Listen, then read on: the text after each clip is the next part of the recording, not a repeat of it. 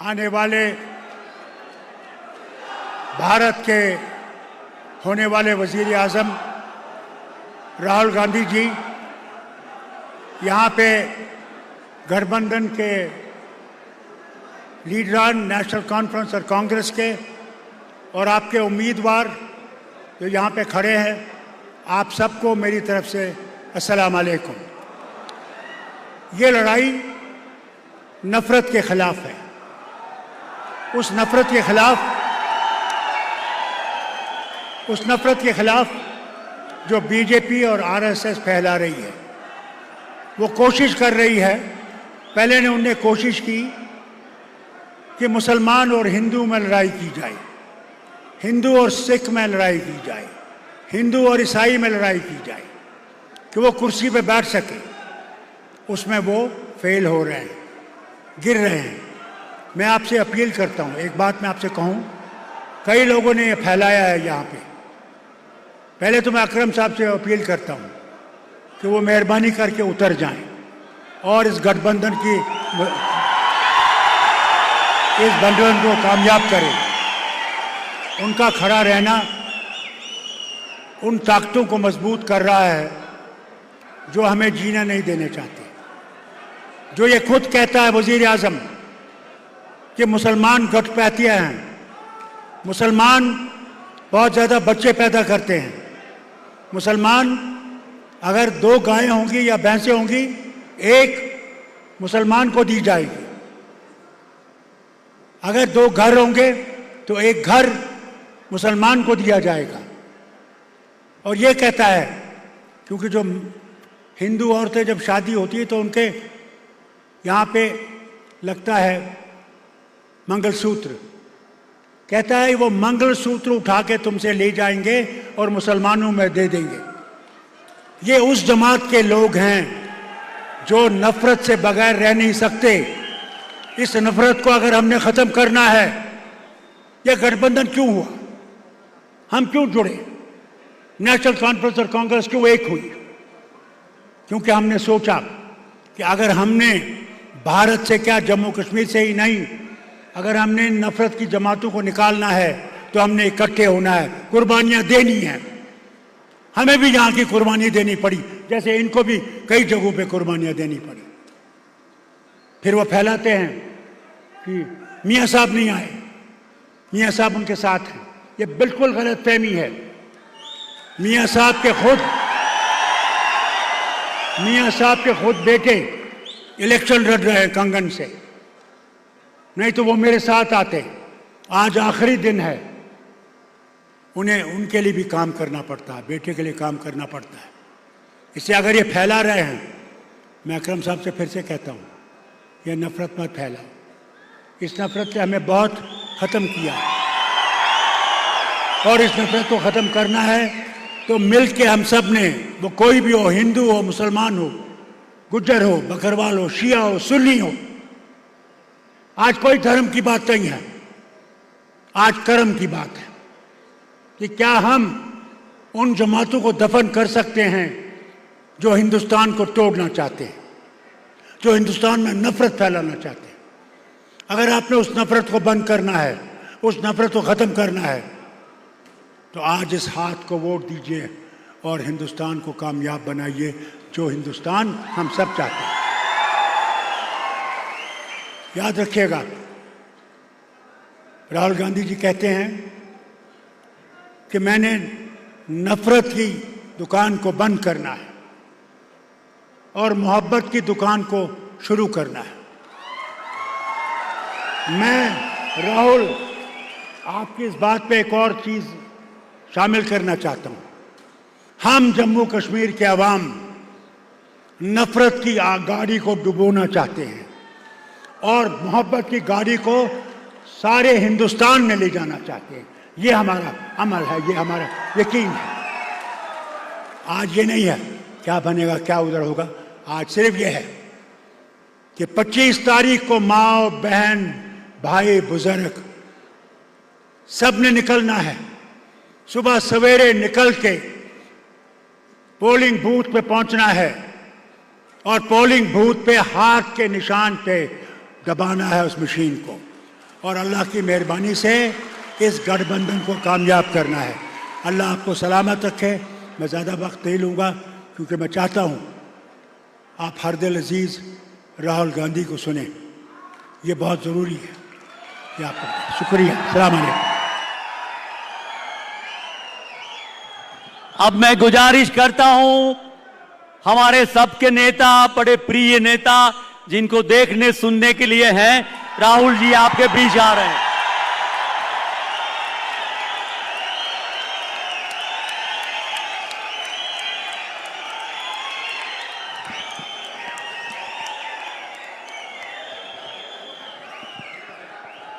जनाब फारूक अब्दुल्ला जी, भरत सिंह सोलंकी जी,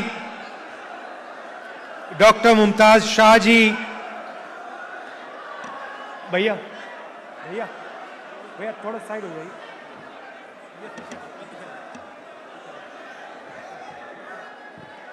जनाब शाहनवाज चौधरी जी, जनाब शाबिर खान जी, जनाब इफ्तिकार अहमद जी, इंडिया अलायंस के सीनियर नेता, दोनों पार्टी के प्यारे कार्यकर्ता, प्रेस के हमारे मित्रों, आप सबका यहां बहुत बहुत स्वागत, नमस्कार।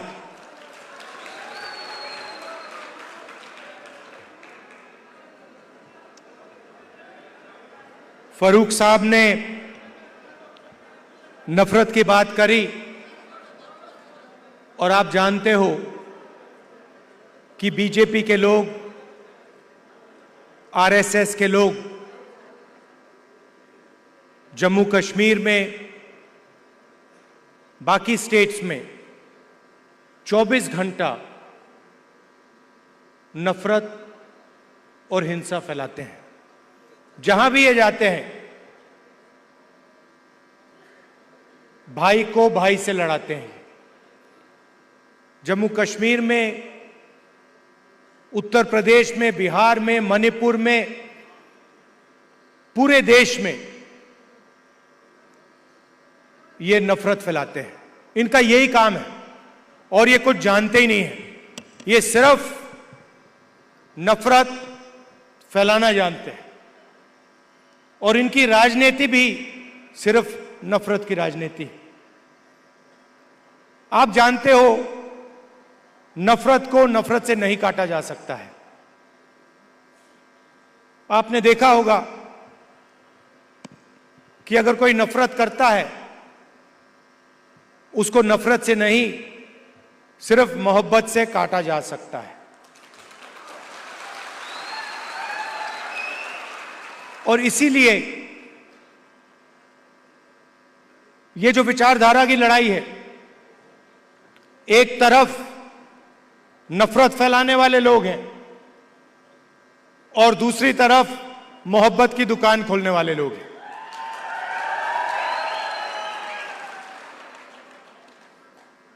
कन्याकुमारी से कश्मीर तक हम चले,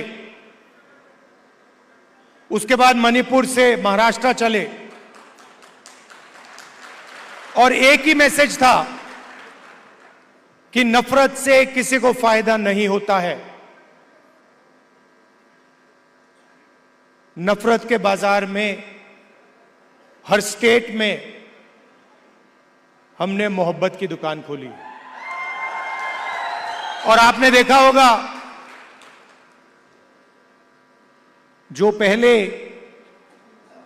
नरेंद्र मोदी थे 56 इंच की छाती वाले,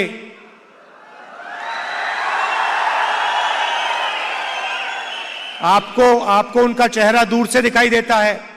मैं तो पार्लियामेंट में उनके बिल्कुल सामने खड़ा रहता हूं तो साफ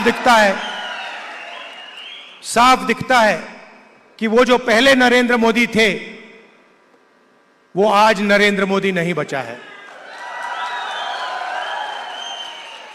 और आज जो भी विपक्ष करवाना चाहता है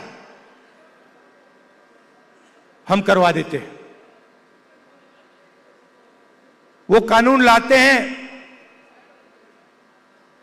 हम उनके सामने खड़े हो जाते हैं वो कानून पास नहीं करते हैं, नया कानून लाते हैं। तो जो कॉन्फिडेंस इनकी थी पहले, वो अब खत्म हो गई है। नरेंद्र मोदी जी को की जो साइकोलॉजी है उसको हमने तोड़ दिया है।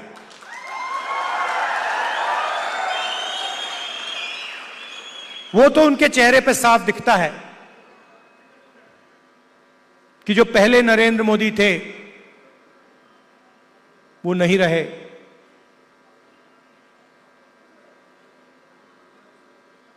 इलेक्शन के दौरान उन्हें कहा, जब प्रेशर बढ़ा, जब उन पे दबाव लगा, तो फिर चुनाव के दौरान उन्होंने कहा कि भाई मैं तो बायोलॉजिकल है ही नहीं, मतलब मैं बायोलॉजिकल नहीं हूं, मेरा डायरेक्टली कनेक्शन ऊपर है, मैं डायरेक्टली बात करता हूं।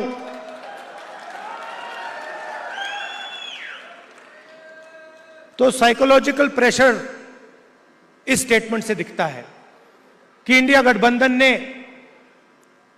नरेंद्र मोदी को हमेशा के लिए साइकोलॉजिकली तोड़ दिया है, खत्म कर दिया है। और हमने नफरत से नहीं किया, वो नफरत फैलाते हैं, हमने मोहब्बत से, बिना नफरत के नफरत को हराने का काम किया है। आप देखिए, हिंदुस्तान में यूनियन टेरिटरी को स्टेट में बदला गया है, बहुत बार हुआ है। यूनियन टेरिटरी को स्टेट बनाया गया है। स्टेट के दो भाग भी किए गए हैं। एक स्टेट को बांटा गया, आंध्र और तेलंगाना में, मध्य प्रदेश में से छत्तीसगढ़ निकाला गया, झारखंड, बिहार में से बनाया गया। मगर पहली बार हिंदुस्तान के इतिहास में पहली बार स्टेट को यूनियन टेरिटरी यहां बनाया गया है। आपका जो हक है, लोकतांत्रिक हक है, वो आपसे छीना गया है। और यह पहली बार हुआ है हिंदुस्तान की हिस्ट्री में, पहली बार एक स्टेट से कहा गया है, जम्मू कश्मीर से कहा गया कि नहीं, अब आप स्टेट नहीं रहोगे, अब आप यूनियन टेरिटरी बनोगे।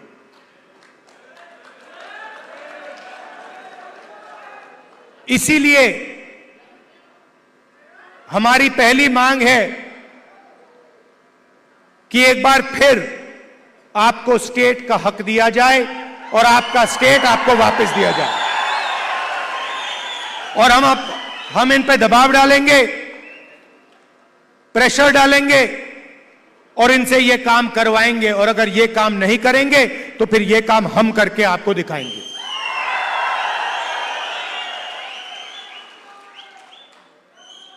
पूरे देश में नरेंद्र मोदी जी ने बेरोजगारी फैला रखी है। 2-3 अरबपतियों को यह पूरा का पूरा फायदा देते हैं। भाइयों और बहनों, 25 सबसे बड़े अरबपतियों का इन्होंने 16 लाख करोड़ रुपए कर्जा माफ किया है। आप सोचिए, 16 लाख करोड़ रुपए अदानी अंबानी जैसे लोगों का इन्होंने कर्जा माफ किया। नोटबंदी लागू की, गलत जीएसटी लागू किया, और जो देश को रोजगार देते थे, जो छोटे बिजनेस वाले थे, स्मॉल और मीडियम बिजनेस वाले थे, स्मॉल और मीडियम इंडस्ट्री थी, उनको सबको इन्होंने खत्म कर दिया। नतीजा यह है कि हिंदुस्तान में कहीं भी रोजगार नहीं मिल पा रहा है। और यही हालत यहां जम्मू कश्मीर में है। अगर जम्मू कश्मीर का युवा रोजगार चाहता है तो नरेंद्र मोदी जी की सरकार रोजगार नहीं दे पाती है, ये सच्चाई है। और जो आपका था पहले, जो आपकी सरकार डिसीजन लेती थी, आपके हित में जो डिसीजन लेती थी, आपके भविष्य को सोचकर जो डिसीजन लेती थी, आज बाहर के लोग निर्णय लेते हैं। आपकी सरकार को चलाने में आपकी आवाज ही नहीं। आपकी सरकार दिल्ली से चलती है, ऑर्डर दिल्ली से आता है। हम चाहते हैं कि आपकी सरकार जम्मू और कश्मीर से चले। हम चाहते थे कि चुनाव से पहले यह हो जाए। हमारी सोच थी कि चुनाव होने से पहले आपको स्टेटहुड मिल जाना चाहिए था, मगर इन्होंने नहीं किया। चुनाव के बाद हम पूरा दबाव डालेंगे कि स्टेटहुड आपको मिल जाए। भाइयों और बहनों, ये बांटने का काम भी करते हैं। जहां भी जाते हैं, एक जात को दूसरी जात से, एक धर्म को दूसरे धर्म से, एक प्रदेश को दूसरे प्रदेश से, एक भाषा को दूसरी भाषा से, ये बांटते हैं और लड़ाने की कोशिश करते हैं। और यही काम इन्होंने यहां किया है। हमारे जो पहाड़ी भाई हैं और गुर्जर भाई हैं, उनको एक दूसरे से इन्होंने लड़ाने की कोशिश की है। मैं आप सबसे कहना चाहता हूं कि ये इनका जो प्रोजेक्ट है ये फेल होगा। हम सबको एक साथ लेकर सबके हक को देकर हम आगे बढ़ेंगे। हमारे लिए सब लोग एक जैसे हैं, हम किसी को पीछे नहीं छोड़ेंगे। हम मोहब्बत के साथ सबको एक साथ लेकर आगे बढ़ेंगे।